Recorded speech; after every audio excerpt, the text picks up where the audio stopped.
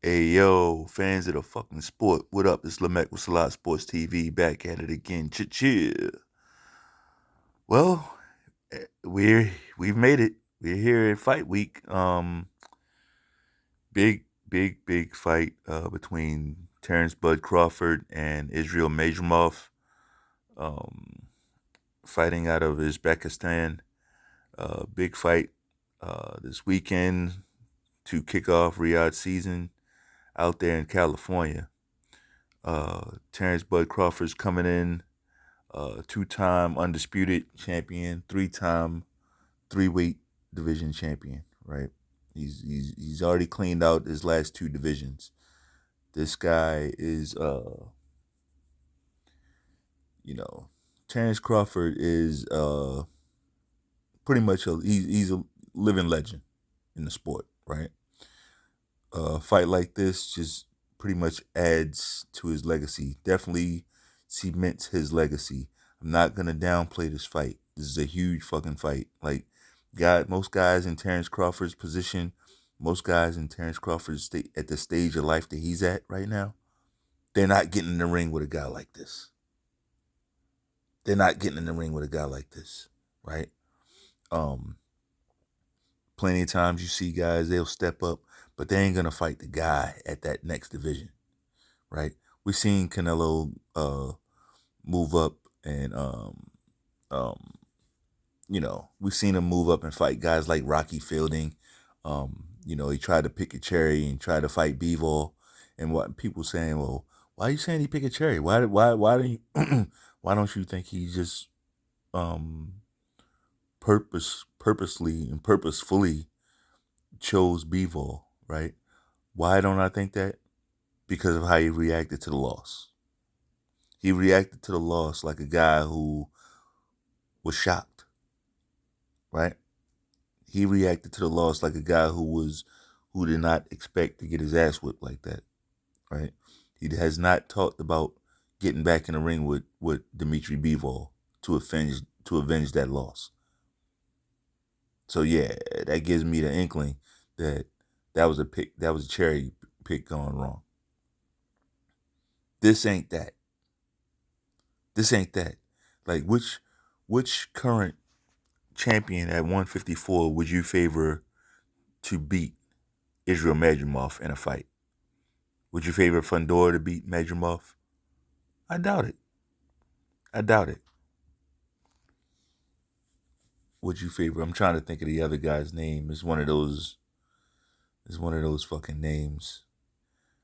But it'll come to me. But no, no. Madrimov beats those guys.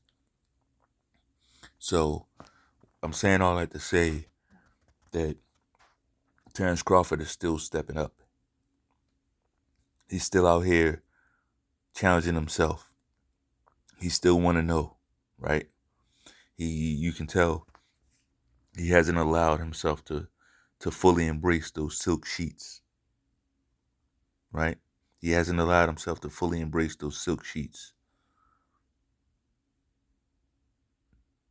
you know? As for Israil Madrimov, it's also a step up fight for him. Yeah, he's got like 10 fights, 10, 11 fights, something like that. And none of them are against a guy of this caliber. But, but, whenever a guy is wearing a belt and he's got less than 20 fights, that guy's special.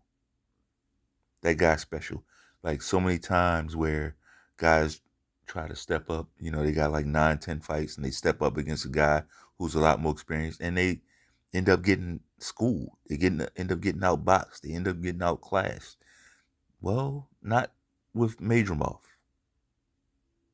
He's been able to handle every challenge they put in front of him so far, right? So let's talk about the fight coming up. What do I see? Oh man. I see some nip and tuck situations in this fight. I think early on, things could be really back and forth. Um, you got one guy trying to see what he can withstand, what he can dish out, and what he can take at a new weight. You got another guy trying to measure himself against the best, right? Trying to see where he stacks up against the best. So you basically, what this looks like is one guy challenging him. One guy is in competition with himself, right? To see how strong he can become. The other guy is in competition with his opponent, right? Um, just watching Israil Madrimov, he doesn't seem like he's fast. Okay, don't get me. Let's not. I don't want you guys to get me wrong here. Israil Madrimov definitely has speed. He has definite foot speed, and his hands are pretty fast as well, right? But Terence Crawford, it's a different kind of speed. It's like that snake speed. Like um, he slows himself down until he's ready to strike, right? And when he's ready to strike, and when he's ready to catch you in between the shots, look at that. That's where you really judge the quickness. Terence Crawford, if this were baseball, he would be Greg Maddux. Why? Because he's constantly changing everything up, constantly changing speeds. He's not going to give you the same jab. Greg Maddux ain't going to give you the same fastball. He ain't going to give you the same changeup. Everything's got a different look. He can change his stance. Like, he'll change the jab. He'll throw a flicker jab. He'll throw a power jab. Like, Terence Crawford is in there fighting you. Fighting you. From the bottom of his fucking soul, the guy is fighting you. That's why in Terence Crawford's career, there's only been one guy to get in the ring with this guy and still be able to fight at a high level, right? And by high level, I guess I could really adjust that and say somewhat high level. Everybody who fights gets in the ring with Terence Crawford, they come down a notch. After they're in the ring with Crawford, their uh, their perspective, their outlook, right? What they can do, it's all brought down a notch. Now, usually when guys get in the ring with Terence Crawford, their career, that's the beginning of the end of their career, right? That's what usually happens. But one thing I can say without any doubt is that when you get in the ring with this guy, he's going to hurt you. He's going to hurt you. Like, go through all the guys who was big shit. They were big shit until they got in the ring with Terence Crawford, right? Felix Diaz, Olympian. He was big shit until he got in the ring with Terence Crawford, right? After the Crawford fight, he was no longer a big time fighter. Victor Postal, he's the one guy who fought Crawford and was able to uh, still fight at somewhat higher level, but even he was brought down. After he fought Crawford, he never won another championship. Never.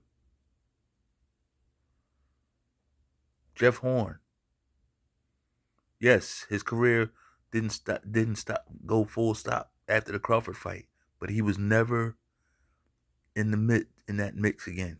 I believe he might have even won another belt, but at 54, but it was like, come on. He was never after the Crawford fight. Jeff Horn was never thought of the same again. Never. None of these guys, man. Lundy, Spence, Porter got retired, right? That's what a Terence Crawford fight looks like. He's taking guys out. So for a guy like Israil Madrimov to get in the ring with him, he's got like 10 fights. And he don't give a fuck. He's ready to get in there. That's awesome. Now the other side to that, I'm not stupid, is like, these guys are getting it. They get in the bag to get in the ring, right? It's the Turkey Al Sheik fight. This is Riyadh season fight. So, like, what you gonna do? Not fight? You're gonna turn it down? There's only one guy in boxing who's turning down Turkey Al Sheik money, and that's Canelo. And man, that's something, man. That speaks for itself. And a lot of people are saying, well, Canelo, he's rich. He's the face of boxing. He's made all this money. Look, yeah, all that's true. But what's even more true than that is through all the money Canelo's made, it ain't even a blip on the radar compared to what Turkey Al Sheik can pay him. Not even a blip on the fucking radar. Now, at the same time, and I appreciate Turkey Al Sheik for saying it, he's not gonna allow Canelo Alvarez to punk him, right? He's not gonna allow Canelo Alvarez to say, I want $500 million. You know, I want 500 million to fight Terence Crawford. No shit like that. Like he's not gonna let you make a fool out of him. But he will pay you. He will pay you. So it's very interesting to see what happens out of this. You see Turkey Al Sheik, he's now uh, expanded his operation to trying to push Canelo off of fight dates. And I tell you what, I absolutely love it. This is what boxing needs. This is exactly what boxing needs. And you see the Canelo cocksuckers, they're getting really, really, their panties are getting, uh, their panties are in the bunch over this,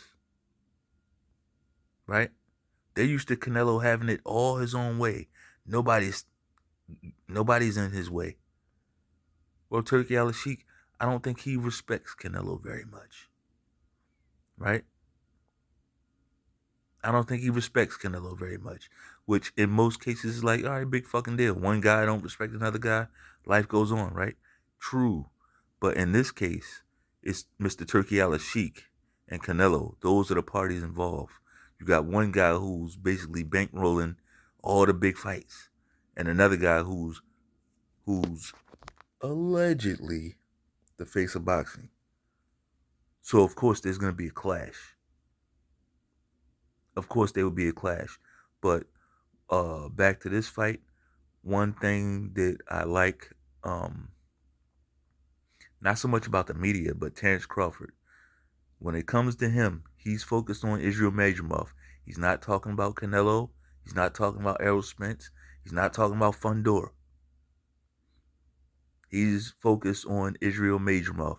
And I tell you what, that's going to be absolutely necessary. You cannot look past this guy. Number one is no real need. That's why I'm glad Canelo isn't even. I'm glad Canelo is such a bitch, right? Because if he wasn't, he'd be still entertaining the idea of this fight, and Crawford would have something to look past and have something like, oh yeah, I got this bag, this Canelo fight down the road, yeah, and this guy could really become a banana peel. But the way Canelo is behaving right now, the bitch made way that he's behaving now, Crawford already knows he's probably not gonna get that fight. So now you can just put all your pain into fighting this guy. The one that's in front of you right now. Focus on another division. I tell you what, fuck Canelo. Cleaning out this division is gonna be very tough. For whoever wins the division, it's gonna be tough. It ain't gonna be easy. Fundora is a tough fight for everybody, right?